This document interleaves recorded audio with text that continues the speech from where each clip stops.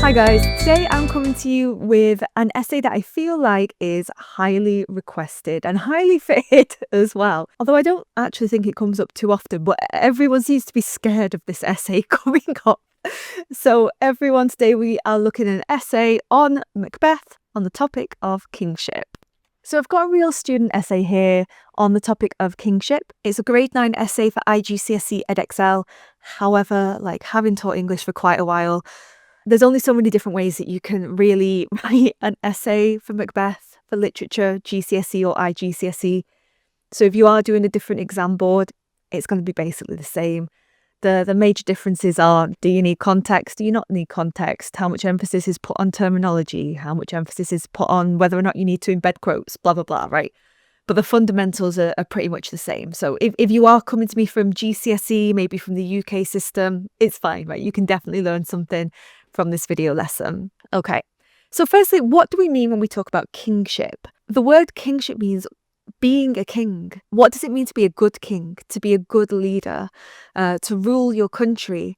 What makes a good king, really? You know, is it someone who is kind, compassionate, who is religious, who follows a moral compass? Is it someone that is good in battle? Is it someone that is ruthless and willing to do what they need? Is it someone who prioritizes themselves as an individual over the collective good of the community, or vice versa? So you do need to think, what does it mean to be a king? And how many different ways could you interpret what a good king is? Because you could, if you wanted to be a bit clever, argue that in many ways Macbeth could be a good king, like if you wanted to complicate it in terms of him being ruthless for himself. Maybe. So yeah, that's one way that you could think about it. You know, what makes a good king, and is there any way that you can complicate your argument to say yes to an extent, but no for these reasons, perhaps? So we are focusing on Edexcel IGCSE today. If you aren't doing this exam, just skip past this section, skip to the essay. It's fine. But if you're doing Edexcel, then you are marked for 3 different assessment objectives. AO1 is knowledge. Do you have a good knowledge and good understanding of the texts? Do you know the names of the characters? Do you know what happens? Do you know useful quotes to support yourself? Do you know important moments that are related to your question? And based on all of that, can you give an informed personal response? Essentially, do you have an argument, right? Can you respond to that question and have an opinion because you know that text so well? AO2 is analysis of language, form and structure. So analysing language choices, analysing features of it being a play, analysing the organisation and structure of the text. And how do these features create meanings and create effects? And of course, that all needs to be related back to kingship. And AO4 is context. Can you relate back to context in a relevant way? You can't just stick in context. It has to actually add something onto your point. You don't need to have loads and loads of context, but the context that you have should add on to your argument. So sometimes students feel like, oh, I have to put it in twice per paragraph. Please don't if it's not relevant. Only put it in if it is relevant to your argument, but it should definitely be in there for Macbeth, for Edexcel, otherwise you will lose marks. You are being marked in it, but you know, AO1 and AO2 are considered slightly more when awarding your final mark. So what makes a good essay for me? A good essay for me has got these 7 different features. Firstly, you need to have a clear thesis statement. A thesis statement is where you give your argument, your answer to the question. If you aren't telling me how kingship is presented and why it's presented that way, maybe who is the best king, for example, then you haven't really got an argument. You haven't really got a point. So you need to make sure that you are giving your thesis statement, which is a clear answer to the question. You should be thinking about the writer's intentions. Why has Shakespeare done this? Okay, he's presenting Macbeth as a king in this way, and Duncan as a king in this way, and Malcolm as a king in this way. But why? What's his message? For the most part, you can link it back to these things. These are common writer's intentions for Shakespeare. So to explore the nature of insanity, to caution the powerful as to the true nature of their subjects. Beware, kings, your subjects all want to slit your throats and take your job. To suggest that God and the natural order will always triumph.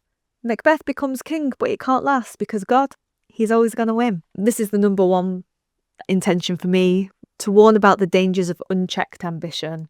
You can be ambitious, but if you're too ambitious and you don't control it, that is dangerous, not just to you, but to society as a whole. to explore the dangers of breaking the great chain of being, which is a context point, the idea that certain humans and everything in the world is ordered into a hierarchy by God. Shakespeare breaks hierarchy by trying to usurp the king who is higher than him in the great chain of being, thereby going against the divine right of kings. So Shakespeare is warning about that. To highlight the dangers of regicide meaning to kill a king. Remember, of course, that 1 year before this play was written, there was the Great Gunpowder Plot where Guy Fawkes tried to blow up the Houses of Parliament and kill King James I. So it's quite direct royalist propaganda in that way. This happened, people tried to kill the king. Shakespeare writes a play, someone kills the king, doesn't get away with it, gets his head chopped off. Basically, don't do this, you won't get away with it. God will put you in your place and you will suffer a miserable ending.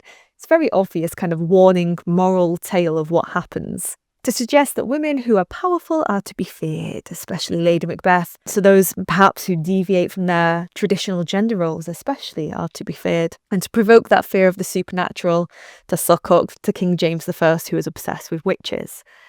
These are pretty copy-paste, right? These are you going deeper. You know when your teacher says to you, why? Go deeper. These are the go deepers, right?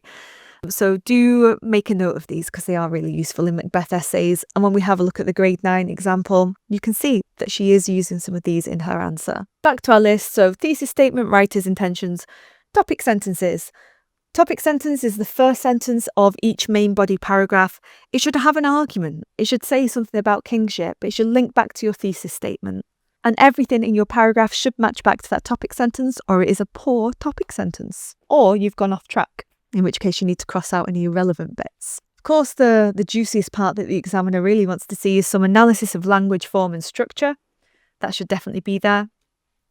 If you've got context, then it should be integrated, which means woven and embedded subtly in there throughout, relevant to all of your points, so it doesn't just feel like, now here is my context. You're actually purposefully doing something with it rather than just ticking a box. Your quotations should all be embedded so that they flow smoothly into your paragraph without needing to say, when Macbeth says blah, blah, blah. It should fit into your own sentence. And end with a conclusion where you don't just repeat yourself. That is not the purpose of a conclusion, guys. The purpose is to say, so what? What was the point of all of this? Therefore, based on your analysis, what is Shakespeare trying to say about kingship? What is the deep message that we can take away? Right, now let's read. Let's have a look at the real student grade 9 exemplar. For a bit of context, this student is one of my long-term group class students. She's been attending my year 11 literature and language group class all year. She's a really, really lovely girl. And she wrote this essay, I think it was like the day before her exam, as some final last minute practice. She'd been doing loads of practice throughout the year, so it wasn't like, blah, let me give you one, and that's it. She'd been doing it all throughout the year. So this is, if it is intimidating to you, this is like a student at the end of their journey, right? She was so ready for the exam when she took it. So you're seeing really a student at the end of year 11. So if you're a student at the start of year 10, it's 2 years difference between years, So this is, of course, is aspirational. It's where you hope to be, but don't kick yourself if you're not quite there yet. Now, one of the things that's quite impressive about this essay is the topic is hard, right? Kingship. It can be hard to think of some things perhaps to say about Duncan or Malcolm or even Banquo, because I feel like teachers don't spend a very, very long time on Duncan or Malcolm. So simply, one of the things for AO1 for knowledge, the fact that she's able to bring out so many specific examples about smaller parts of the text, that impresses me. That shows me that she's got really good knowledge of the text. So that's the first thing. Right, let's have a look at her introduction. Macbeth, a Jacobean tragedy written by William Shakespeare, presents kingship as a necessary component that influences a country's power. As the play progresses under the ruling of 3 kings, Duncan, Malcolm and Macbeth, Shakespeare suggests that peace and power are only maintained under the right leader, and chaos will take over once a wrong leader takes place. This is best evident by Duncan's generous yet somewhat flawed nature, Macbeth's tyrannical ruling, and Malcolm's ultimate restoration. There I put of the natural order. So already we're beginning with a great thesis. Kingship is a necessary component of a country's power. Peace and power are only maintained under the rightful leader. Chaos will take over when a wrong leader takes place. This is her argument. She's got such a precise opinion as well. It's showing really, really great knowledge. She's also given a roadmap, so I know exactly what this essay is going to be about. I know that we're going to cover King Duncan, Macbeth, and Malcolm as kings, so I already know what's coming up here. And she's given me a little bit of context that it's a Jacobean tragedy as well. And it's just really nicely written. Very, very nicely written. Let's have a look at her King Duncan paragraph now. To begin with, King Duncan is portrayed as the rightful leader who keeps Scotland under control, yet he has his hamartia of trusting people too much. Interesting. Hamartia, by the way, if you don't know, fatal flaw. And again, this isn't something that I think most students have really stopped to think about. So her knowing that King Duncan, his flaw is he trusts people too much. Good knowledge already. And AO2 for having a tragedy technique in there, a feature of form, the hamartia. He's depicted as just and benevolent when he announces that signs of nobleness like stars shall shine on all deservers in the court, while Malcolm is told to ascend the throne next. The simile, like stars shall shine, connotes divine power, implying that they will be rewarded for virtue and nobility. I put here, could we link this to the motif of light and dark more broadly, where light represents good and darkness represents evil, especially because she's got stars that shall shine. Could contrast that with Macbeth, stars hide your fires. Could be a good opportunity there. But of course, in an exam situation, you are pressured. So I can always think of things that you could have also said, but realistically, you've not got that long. So just a suggestion. This would have demonstrated Duncan's kingship clearly to the contemporary audience, as the majority of the belief was that kings were chosen from the divine right of gods. By obeying this, they would have been obeying the great chain of being, ultimately heeding to God's decision, since God is positioned at the top of the hierarchy, presenting Duncan as a king who not only nurtures deserving people through generosity, but who is also loyal to God himself. Now see here, she's got context to AO4, but she's also linking it to, therefore, how is King Duncan portrayed or seen by the audience? So she's linking it to her analysis. It's not just randomly shoved in. Do also note that all of her quotes are embedded too. However, his nature of building an absolute trust reveals that his tendency to rely excessively on his thanes to rule Scotland led him to his downfall, as he was betrayed by two different thanes of Cawdor twice. The cyclicality perhaps highlights the inevitable downfall of Duncan, despite being a strong, righteous king. With King James I having been almost murdered by the gunpowder plot not long after he ascended the throne, Shakespeare could have also framed the plot as a cautionary tale for King James to be nurturing and benevolent, yet wary of the divide between appearances and reality to maintain the throne and country in peace. Really nice here. So she's got some structural analysis of the cyclicality. He's betrayed twice by two different thanes of Cawdor, and therefore his downfall is inevitable. Therefore, he's got too much trust. But she's not just stopping there. Okay, well, why did Shakespeare do this?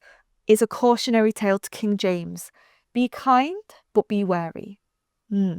Very, very nice little bit of analysis there, where you've got the structure and the knowledge and the context all working together. I put here, King Duncan is described as meek and mild.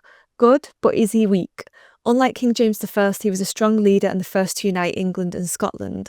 So I wondered a little bit if one of Duncan's downfalls is that he is meek and mild. Maybe it's a compliment to King James I, who is famously not meek nor mild. In my feedback, I'm just trying to kind of challenge her in terms of critical thinking, but her argument is absolutely beautiful. It's just my job to get students to think more, especially when they're as fabulous as this student is. Onwards to the Macbeth paragraph.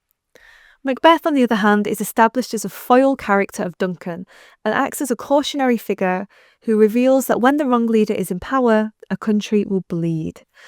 The use of that embedded quote there, bleed, is so effective, so precise. That's the best quote she could have given to prove her point, because the quote comes from bleed Scotland or something like that, so it directly links back to her argument. She could not have picked a better quote.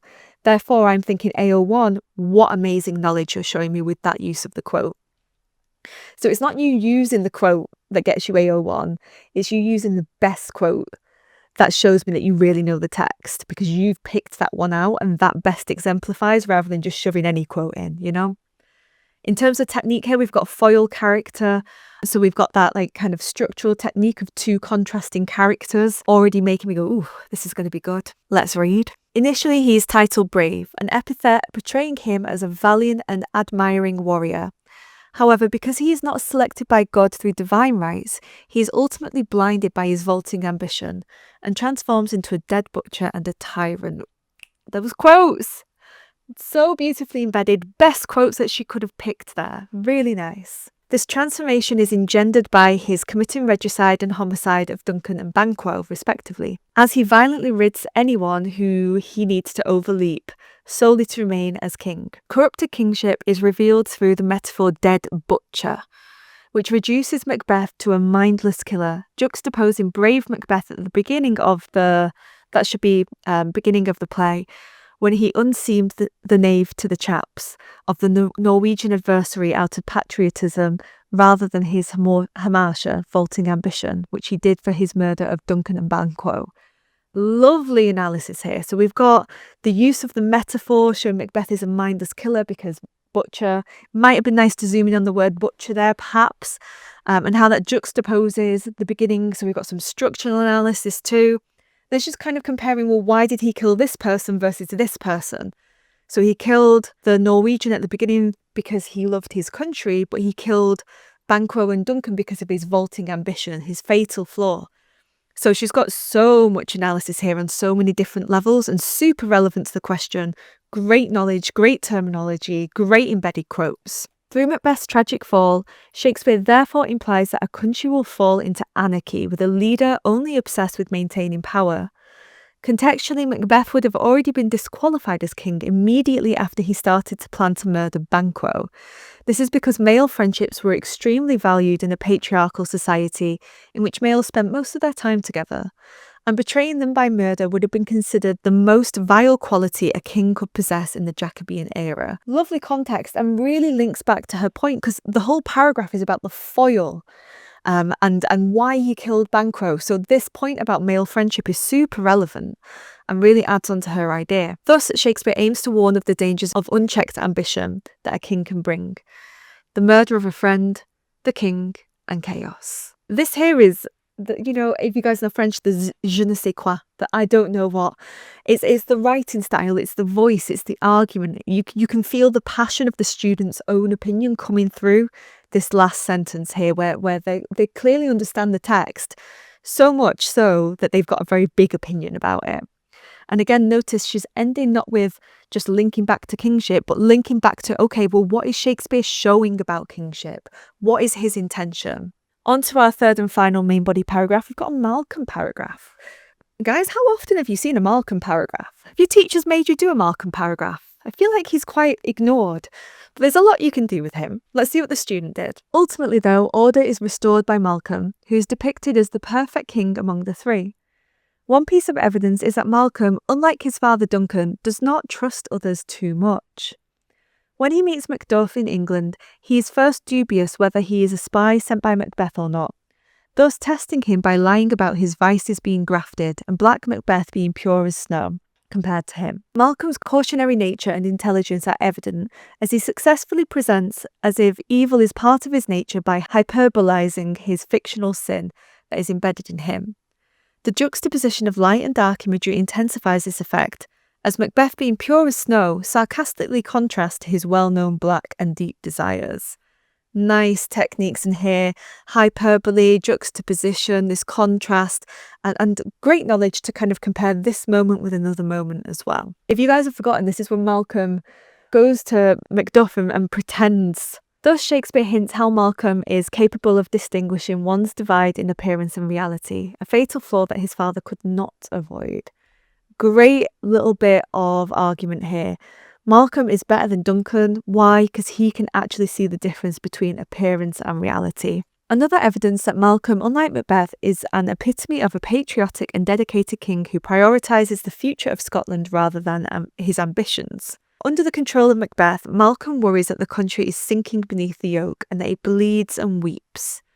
His personification of Scotland indicates his treatment of a country comparable to a loved one, reflecting his true love and concerns for the survival of Scotland.